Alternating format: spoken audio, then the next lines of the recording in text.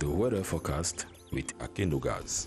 Good day, ladies and gentlemen, and super happy to have you again on the weather forecast. I hope you're having a beautiful Sunday. Today we expect a fair to bright weather prevailing over the nation with a possibility of moderate precipitation in some parts of the littoral and the south regions. We may get as high as 39 to 42 degrees in the north and far north regions. The center, east and southwest between 30 to 32 degrees, and the west and northwest regions may get as high as 27 degrees. We take you detailedly to the Adamawa region, where this afternoon may be heavy rainfall in Tiknye and Banyo, and by evening there may be light precipitation dominating the Adamawa region. Next, we go over to the littoral, where this afternoon there may be light precipitation in the entire region, and by evening it may rain heavily in the towns of Douala and Edea. Lastly, we go over to the south, where this afternoon there may be moderate precipitation in the entire region, which will progress till evening except for the town of Ebolova. To protect yourself and others against the coronavirus, wash your hands regularly with soap and clean water, sneeze with a flexed elbow, and in case of symptoms, call the number 1510. Have a good day.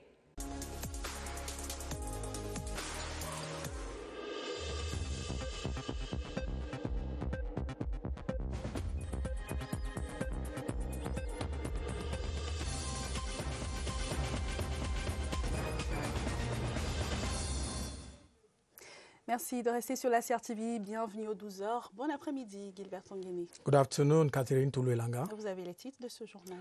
Tout à fait, Catherine.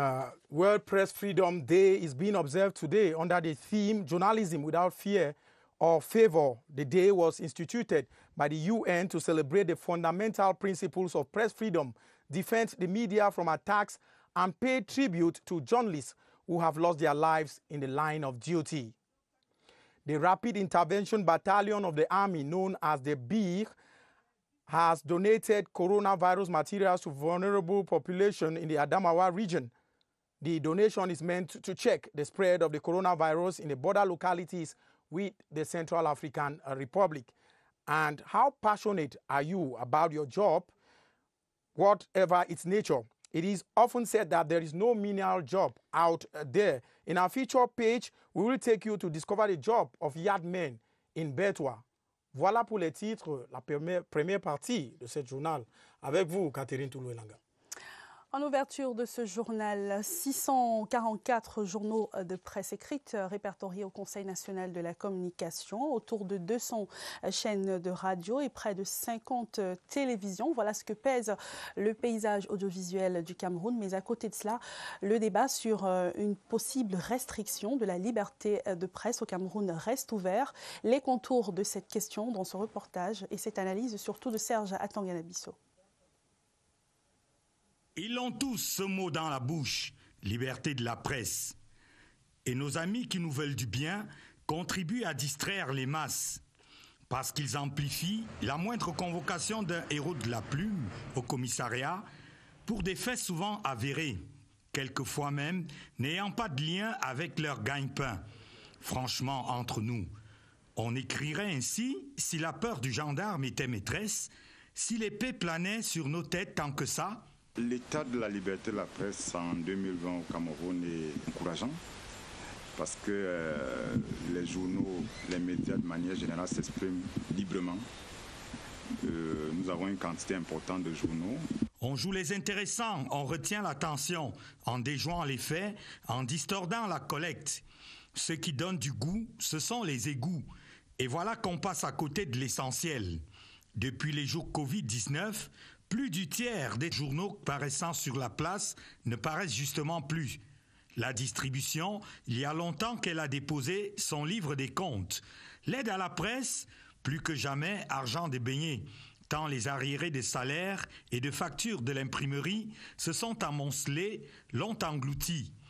Ce n'est pas ceux qui vont au cachot parce qu'ils ont prêté leur carte de presse au colibri, ou qu'ils se sont retrouvés à insulter et diffamer les gens qui doivent monopoliser notre attention ce jour-ci.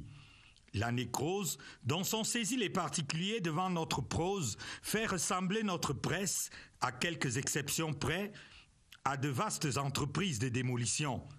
On a la presse qu'on mérite, et les journalistes, la liberté qu'ils ont eux-mêmes dessinée, faite de mots qui touchent, là où ça fait mouche, là où ça fait mal. Et le retour de bâton, Il ne faut pas crier.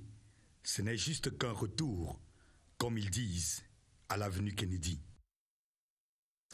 Et cette journée mondiale de la liberté de la presse qui se célèbre ce dimanche donc a pour thème le journalisme sans crainte ni complaisance.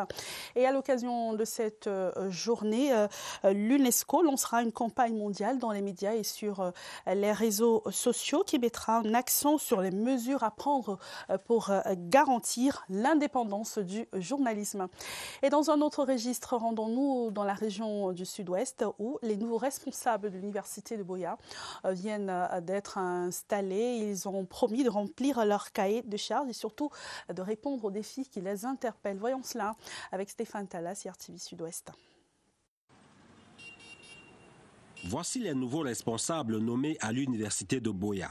Le professeur Sakwe George Mbotake prend fonction comme directeur de l'école supérieure des traducteurs et interprètes ASTI, tandis que le professeur Oben Payosmbu a été installé comme directeur des affaires académiques. Il y a également le nouveau doyen de la faculté d'agriculture et de médecine vétérinaire, professeur Jean-Pierre Vondon Awonon, et celui de la faculté des sciences biomédicales. Notre but, c'est pour commencer petit à petit, pour faire le petit pas, avec une réalisation à long terme et améliorer la visibilité de la faculté.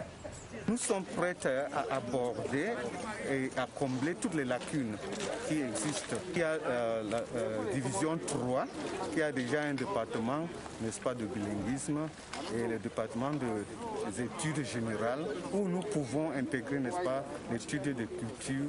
Les promus ont été présentés comme des enseignants avec une expérience avérée dans la formation universitaire. Le vice-chancellor de l'université de Buea leur a recommandé diligence et plus de professionnalisme. Nous attendons que ces nouveaux produits apportent leur contribution au bon déroulement de nos activités et au bout du compte d'obtenir des résultats. Un vibrant hommage a été rendu aux prédécesseurs des nouveaux responsables pour leur contribution remarquable au rayonnement de cette institution universitaire pendant plusieurs années.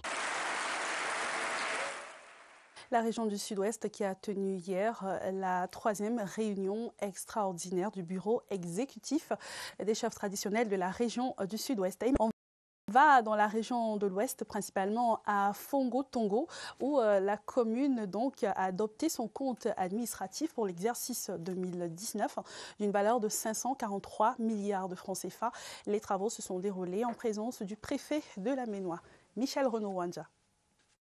La commune de Fongo-Tongo entend s'inscrire sur la voie du développement. Engagement vient d'être pris au cours des travaux de la session d'adoption des comptes de l'exercice 2019. Un compte administratif et financier qui s'élève à plus de 543 millions de francs CFA. Au cours des travaux, les projets de l'exercice en cours ont été revisités. Il y a le problème de l'eau, il y a le problème de la lumière, il y a enfin le problème de cette pandémie qui terrorise tout. Le coronavirus. La lutte est acharnée, beaucoup de choses sont faites. D'ailleurs, le numéro 1 de ces départements a exhorté l'exécutif à placer le bien-être des populations au centre des préoccupations. Et qu'un nouvel exécutif prend bien ses responsabilités à bras le cœur. Parce que, vous savez, ce compte n'est pas le sien. C'est le compte de l'ancien exécutif. En marge de ces travaux, la commune, qui se veut un laboratoire d'analyse communale, a abrité un séminaire sur la décentralisation. Welcome back. Today is World Press Freedom Day, a day set aside to celebrate press freedom and also journalists who put their lives at risk in the exercise of their profession. Emanuela Venue talked to some media experts and practitioners in the city of Yaoundé on the strides made in press freedom. Here are their reactions. We have made a little gains away from the pre-1990 period, and I can say that we still have a lot of issues to handle in order to reach the promised land of a free and unfettered press. We still have legal constraints, we still have socio-political, economic and cultural mores that fasten that leash of control around the neck of the press. I would like to tell you that you still have criminal defamation. You have the 2014 law on fight against terrorism. These laws are like a sort of Damocles dangling over every critical journalist in Cameroon because just anything happens. Of course, there is absolute press freedom in Cameroon, but freedom after expression is not guaranteed. A critical press is not an opposition to the government. A critical press, a critical and unfettered press is only there to contribute its own quota to upbuilding democracy as the fourth power, as the watchdog of the society. Other issues that make us not to be free is the fact that we don't have the FOIA. FOIA is the Freedom of Information Act.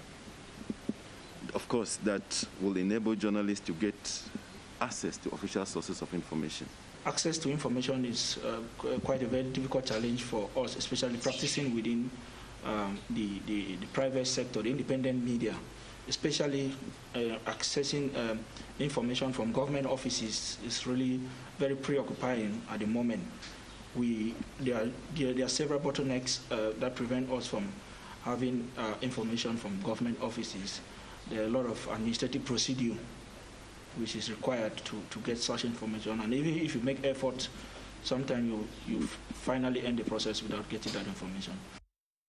To the far north region now, where newly appointed officials of the University of Maroua have taken up duty in a ceremony during which the respect of social distancing measures were strictly observed.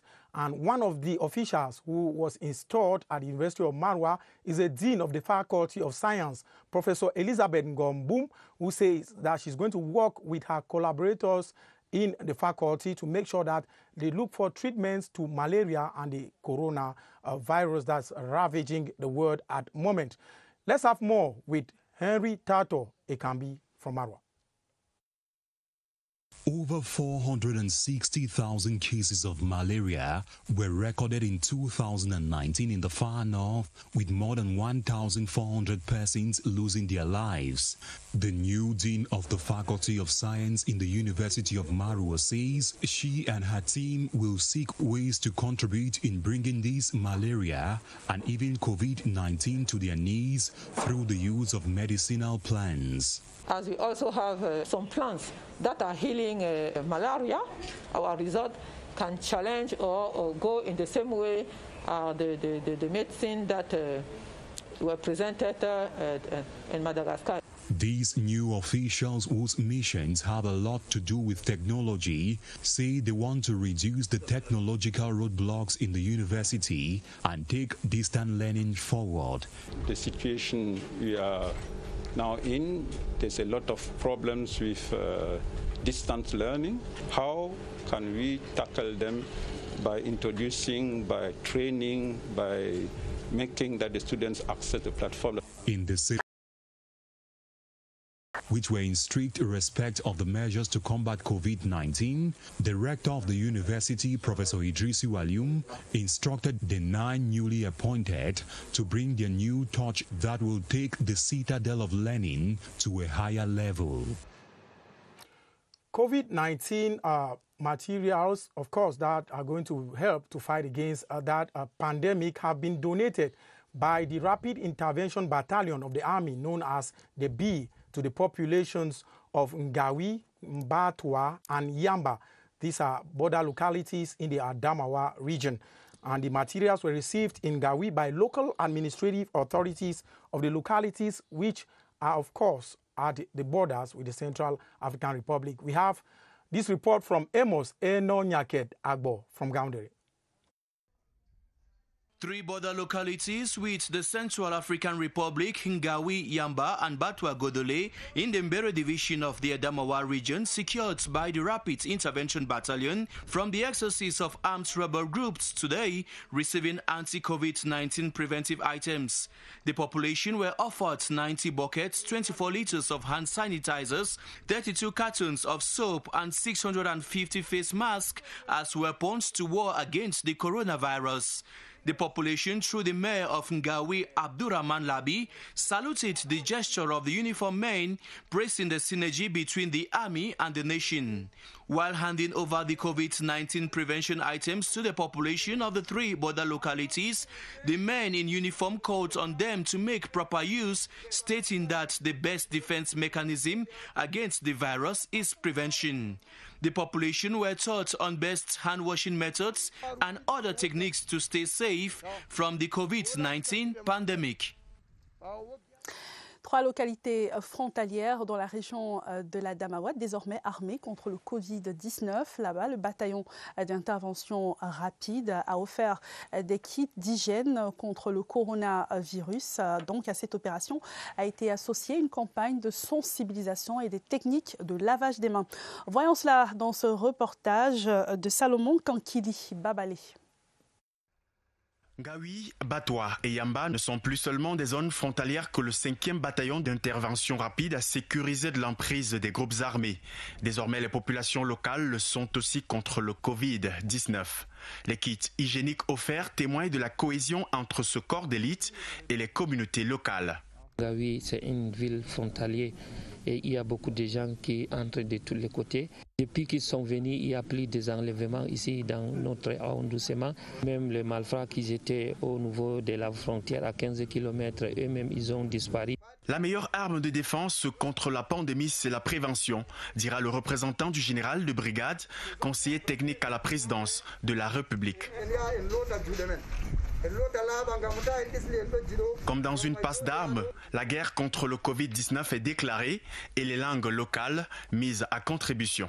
L'objectif opérationnel est de renforcer le lien armée-nation qui existe entre les forces de défense et les populations. Nos militaires respectent les mesures barrières mises en place par le gouvernement. Il est normal pour nous de les étendre au sein de ces populations avec lesquelles nous travaillons.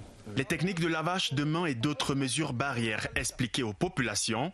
Sur le front de la lutte contre le Covid-19, les communautés dans la Damawa sont aux côtés de leur armée. Et des dons une fois de plus, mais cette fois pour la paroisse EPC d'Ombessa dans la région du Centre. Accompagner cette église dans la lutte contre le Covid-19, c'est une initiative du modérateur du consistoire EPC Centre. Le reportage de François Bakary. Au départ, juste une cellule de prière érigée en chapelle de l'EPC en ce jour de grâce et d'adoration. Nom de baptême, chapelle Hernan Gobalep. La joie était débordante chez les fidèles qui, par la même occasion, ont reçu des seaux robinets, des cache-nez, du savon et des détergents multiservices, dont d'un fils du terroir. Nous sommes situés en plein carrefour entre l'ouest et le centre, c'est-à-dire 2 grandes villes qui sont elles-mêmes déjà infectées par le Covid-19. Si le village n'est pas protégé, je pense que nous allons vivre une hécatombe dans notre communauté. Au cours d'une célébration de circonstances, l'officiant, le révérend Bono Kojak, modérateur de la paroisse EPC d'Ombessa, a puisé dans le Nouveau Testament pour entretenir les joyeux sur l'épisode de l'aveugle né. Soyons toujours les promoteurs de bonnes œuvres. C'est ce que Jésus-Christ qui a été l'initiateur, le promoteur de toute bonne œuvre, parce qu'il a sacrifié sa vie pour nous, jusqu'à la pureté, de la pureté extérieure à la pureté intérieure. Les dons reçus arrivent à pic dans une zone carrefour à risque. Nous avons d'abord l'entreprise chinoise qui refait la route nationale numéro 4. Il y a de l'affluence au village, il y a beaucoup d'étrangers qui défilent et même au niveau du village, nous étions tellement embarrassés parce que la lutte est vraiment nécessaire. Des prières et intentions ont été élevées pour que le coronavirus arrête sa course folle. Et maintenant, rendons-nous dans la région du Nord-Ouest avec 15 séparatistes neutralisés, une 50aine d'armes saisies, des motos et des voitures. C'est le bilan d'une offensive des forces de défense de l'armée camerounaise cette semaine dans la localité de Bafouth. Le butin a été présenté au commandant de la 5e région militaire interarmée, le général Valenka, est allé visiter les bases détruites. Augustin Guizana. Saddle Hill Ranch. Cet hôtel situé en banlieue de Bafut, à environ 60 km du chef-lieu de la région du Nord-Ouest, servait de base terroriste. Vendredi 1er mai 2020 vers 12h, des signes des combats sont visibles. Ici en effet comme à Mambou, Manka, l'armée camerounaise avec 300 hommes a lancé un assaut sur ces localités. La traque qui a duré 5 jours s'est soldée par un bilan lourd. Une quinzaine de séparatistes neutralisés et un important arsenal de l'ennemi saisi. Le haut commandement félicite les forces de défense, mais instruit les hommes à plus d'ardeur au travail dans cette partie de la Mésame, considérée comme le fief des séparatistes. Bafut doit être complètement nettoyé. On ne peut pas accepter d'avoir des infrastructures telles que l'aéroport ici et vivre avec des ambassoniens tout autour. Alors que des opérations étaient encore en cours, certains médias ont accusé l'armée camerounaise d'exactions à Bafut. Le démenti des officiers généraux venus sur le théâtre des opérations est sans appel. Il ne faudrait pas qu'à la suite du malheureux incident de Gardou, que les réseaux sociaux, que les médias utilisent toutes les opportunités pour diaboliser les personnels des forces de défense et de sécurité qui continuent de faire leur travail avec professionnalisme, avec honneur et fidélité. La sortie des officiers généraux intervient dans un contexte du Covid-19. Le commandant de la 5e région militaire interarmée a invité ces éléments à respecter les gestes barrières afin d'éloigner le Covid-19 des rangs de l'armée camerounaise. Let's now move over to Studio 4, where Joe Chebonke Nkalabuso is standing by with his guest on the program Press Hour. Hello, Joe. What is on the menu of Press Hour this Sunday afternoon?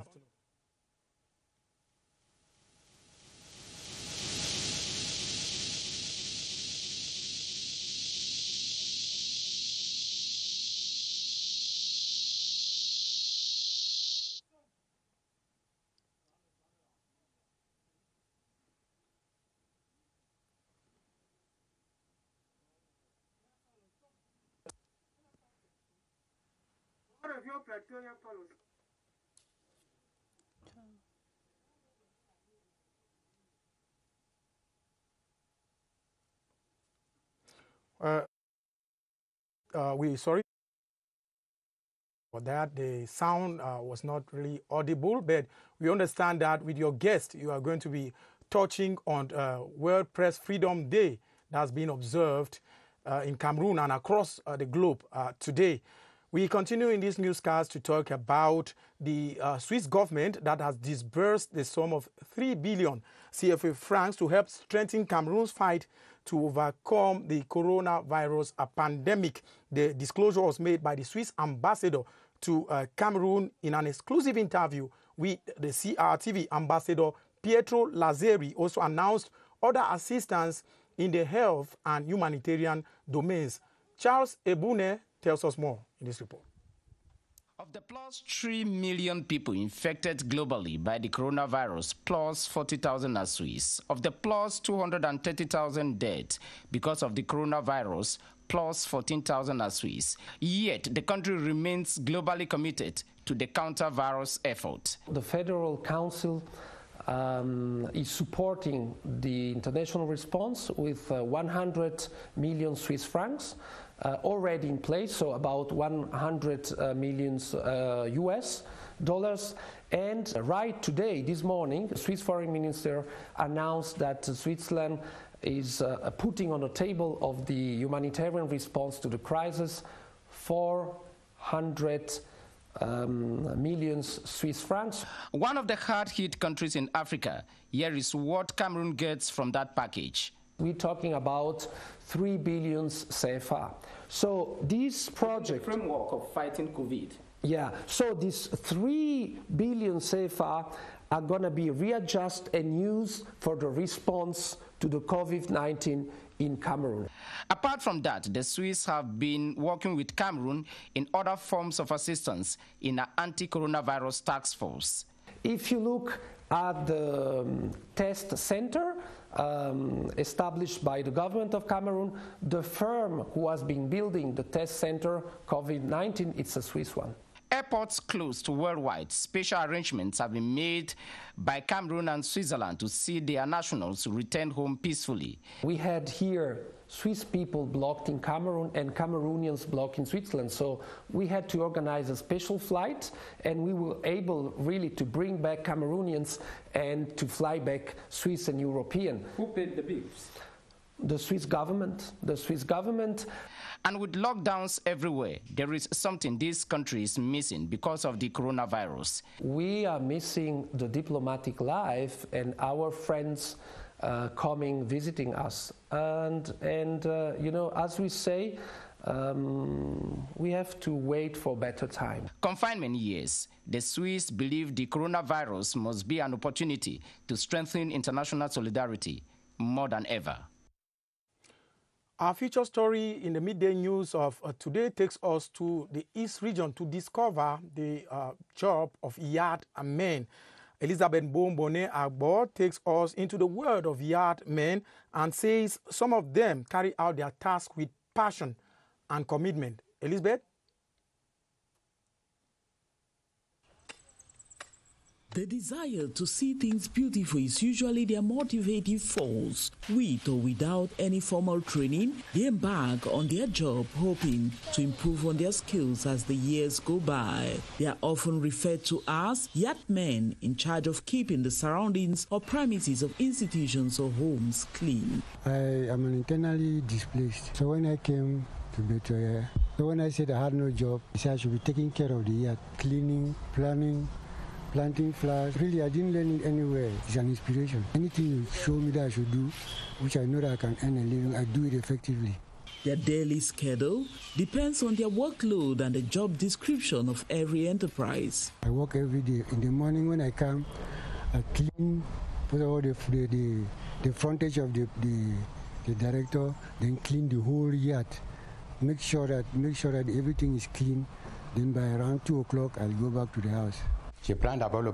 I get a broom, gather the mango leaves, and when I'm done, I get the machine and cut the grass. That is how I work from Monday to Friday. Some of these yard men have deemed it necessary to introduce their offsprings to the profession at a tender age so as to prepare them for future challenges. I'm training my son so that he will not be one of those type of people that will be on the street to beg or to steal something from somebody, which is not correct. When the output is factory, the employers are all smile as they envisage to better off their working conditions as the opportunity presents itself. He's a very multi-talented worker. He's also very willing and very dynamic, very respectful, very serviceable. So we're really very satisfied with his output since he's been here. We always hope that the future will be better. So if that future improves in spite of the difficult situation we're having now, we will really look into his financial situation. Besides the appreciation of the employers, their colleagues can equally attest of their output. This explains why Yelem Albert was unanimously voted as the best worker of CLTV East during the 2019 edition of the Labor Day celebration. He has this message for the younger generation. I often advise my children and friends to respect their job because it enables one to put food on the table and to live well, to take care of the family and especially our wives. No job is too small and money has no color, it is often said. Being a yard man is a means to livelihood and a way of life. It is a profession just like any other. Voilà, une activité très originale qui nourrit finalement son homme. Et c'est la fin de cette édition d'information sur la CRTV. Merci de nous avoir suivis. Bon dimanche à tous, bon dimanche à vous. Thank you.